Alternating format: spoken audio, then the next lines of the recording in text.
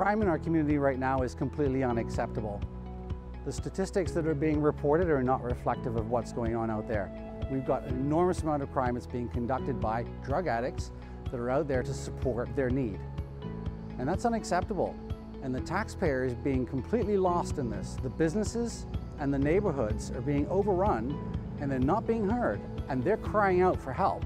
And it's all fallen on deaf ears. They've suffered from assaults, defecation in their property, needles everywhere, and they're spending a tremendous amount of money on staying safe. Our community is no longer safe. The crime statistics we're told that they are low. The crime is down, and that's not reflective of what's going on out there. The public know better. I will stand up for those citizens, I will stand up for the businesses, and we will enforce the law in this community because what's been going on is unacceptable. I have unique experience in this area that's specifically suited to tackling a problem like this. I spent 35 years every day protecting people and property. This is what I do, this is my day job. I understand it, I see it, and I know what people are dealing with out there.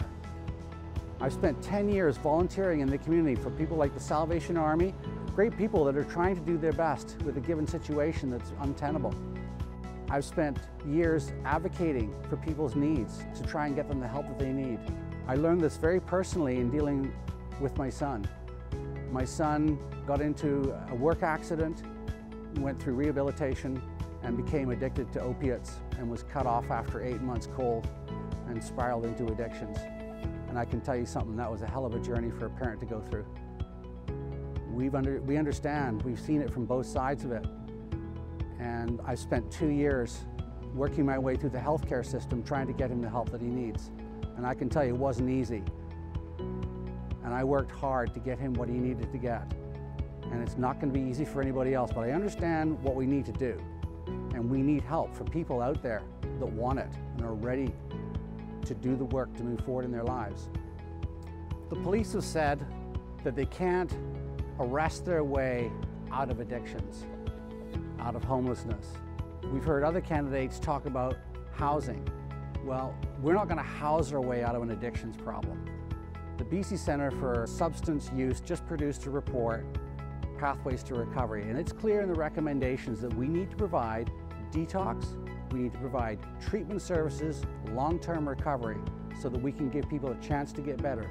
And that's in an abstinence environment.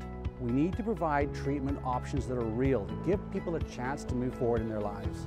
As your mayor, I will roll out the welcome mat that we want for families and for seniors and for businesses, so that we're open to all the wonderful things, so we can actually sell the great assets that we do have and we can become a complete community.